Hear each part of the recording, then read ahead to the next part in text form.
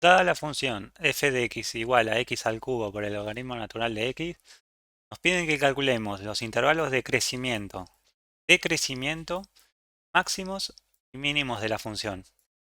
Bueno, en primer lugar, y lo más importante es, antes de calcular todo esto, lo primero que se hace es calcular el dominio de la función, es decir, que tenemos que determinar para qué valores de x esta función tiene sentido. Entonces, bueno, en primer lugar, fíjense que como tenemos un logaritmo, ¿sí? Un logaritmo natural, nosotros sabemos que el argumento del logaritmo no puede ser negativo ni tampoco cero. O sea que el dominio de nuestra función f es el intervalo 0 más infinito. Fíjense que el 0 va entre paréntesis, o sea, no lo incluimos, ¿sí? No lo incluimos. Entonces, bueno, una vez que ya tenemos determinado el dominio, ¿sí? Ahora sí, lo que vamos a hacer es calcular la derivada de nuestra función. Calculamos f' de x. Como tenemos un producto de funciones, lo que tenemos que utilizar es la regla del producto. Entonces, bueno, empezamos derivando. Derivamos primero el primer término, perdón, el primer factor. En este caso sería la derivada de x al cubo es 3 por x al cuadrado, ¿sí? Por el segundo sin derivar, que quede igual, más el primero sin derivar, o sea, x al cubo, por la derivada del segundo, y la derivada del logaritmo natural de x, como sabemos, es 1 sobre x. En este paso lo que podemos hacer es simplificar acá, ¿sí? Simplificamos x al cubo con x, o sea que va a quedar, en este caso, x al cuadrado, ¿sí? Que haría 3 por x al cuadrado por el logaritmo natural de x más x al cuadrado. Y fíjense a continuación que podemos observar que en los dos términos aparece el x al cuadrado. Entonces lo extraemos como factor común y nos quedaría x al cuadrado por 3 logaritmo natural de x más 1. Y esta sería entonces la expresión de nuestra función derivada, ¿sí? Ya tenemos calculada la derivada. Entonces lo que vamos a hacer ahora es igualar la función derivada a 0. Esto es para poder hallar los puntos críticos. Entonces, si igualamos toda la derivada a 0, fíjense que tenemos un producto. O sea que si un producto da 0, uno de los factores tiene que ser 0. Entonces, o x al cuadrado es igual a 0, o 3 por el logaritmo natural de x más 1 es igual a 0. Resolviendo esta ecuación, fíjense que podemos pasar el exponente, ¿sí? En este caso el cuadrado pasa como raíz cuadrada. Fíjense que acá no pongo módulo, porque como el x solamente puede tomar valores positivos mayores que 0 por el dominio. Entonces, siempre van a ser, los valores de x van a ser positivos y por lo tanto no tiene sentido poner el módulo. Entonces, calculamos acá la raíz cuadrada de 0, eso me da 0, o sea que x es igual a 0. Pero esto es un absurdo. ¿Por qué? Porque el 0 no pertenece al dominio de f. Claramente, lo podemos ver acá, el 0 no está dentro del dominio de f. Entonces, este valor es absurdo y lo descartamos. Ahora resolvemos la segunda ecuación. Despejamos la x, fíjense que podemos pasar, este 1 pasaría restando a la parte derecha y el 3 pasaría dividiendo, o sea que me quedaría que el logaritmo natural de x es igual a menos un tercio. Luego, para despejar la x, el logaritmo pasa y se transforma en exponencial, o sea que me quedaría que x es igual a e elevado a la menos un tercio. Y este valor, ¿sí? Es un candidato a ser un máximo o un mínimo, ¿sí? Bueno, para ver si efectivamente hay un máximo o un mínimo en x igual a, en x igual a e elevado a la menos un tercio, lo primero que vamos a hacer es estudiar los intervalos de crecimiento y decrecimiento. Vamos a empezar primero por el intervalo de crecimiento. En este caso, lo que tenemos que plantear es que la derivada, la función derivada, tiene que ser mayor que 0.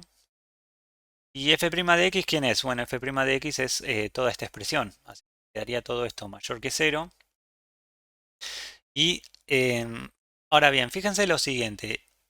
X al cuadrado, ¿sí? X al cuadrado, o sea, este factor, x al cuadrado, siempre va a ser positivo para cualquier x eh, perteneciente al dominio de f. Es decir, como la x toma valores positivos, x al cuadrado va a ser positivo, o sea que todo esto es positivo. O sea que este factor es positivo. Entonces, si este factor x al cuadrado siempre es positivo, Para que esta desigualdad sea positiva, necesariamente este factor tiene que ser positivo. Entonces planteamos que 3 por el logaritmo natural de x más 1 tiene que ser mayor que 0.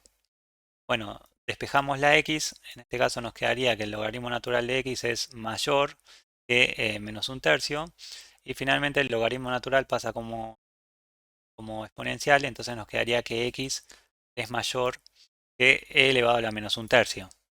¿Esto qué quiere decir? Esto quiere decir que la función f va a ser creciente en el intervalo e elevado a la menos un tercio más infinito, ¿sí? Y con esto ya tendríamos determinado el intervalo de crecimiento. Vamos ahora a calcular el intervalo de decrecimiento. Y para calcular el intervalo de decrecimiento lo que se hace es plantear que la función derivada tiene que ser menor que 0. Entonces volvemos a escribir la expresión de nuestra función derivada y quedaría menor que 0.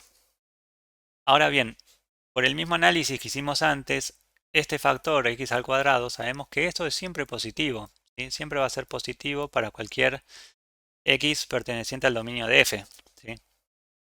Entonces, si este factor es positivo y, y el producto tiene que dar negativo, entonces necesariamente este factor tiene que ser negativo. Entonces, bueno, despejando la x, nos quedaría que el logaritmo natural de x es menor que menos un tercio, ¿sí? Y finalmente, si pasamos el logaritmo natural o exponencial a la parte derecha, nos quedaría que x es menor que e elevado a la menos un tercio.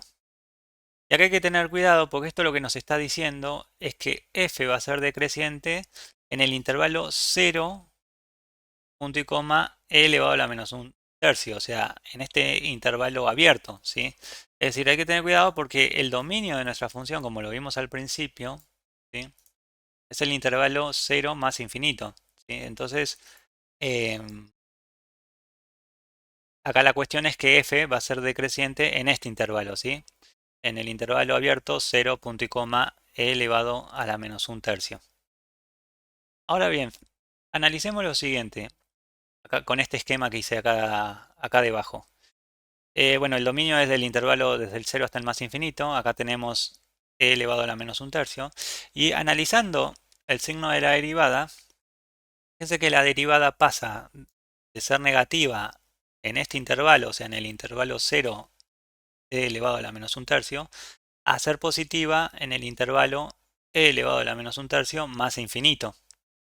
Como la función es continua en todo su dominio y la derivada pasa de ser negativa a positiva en este valor, en e elevado a la menos un tercio, eso quiere decir que en x igual a e elevado a la menos un tercio, la función tiene eh, un mínimo, ¿sí? La función tiene un mínimo.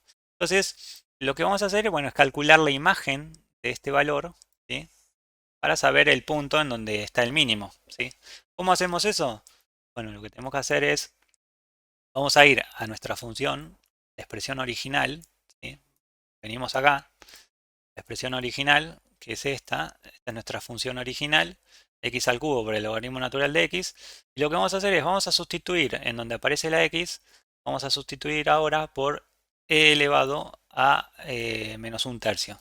Entonces, vamos a verlo, lo tenemos acá.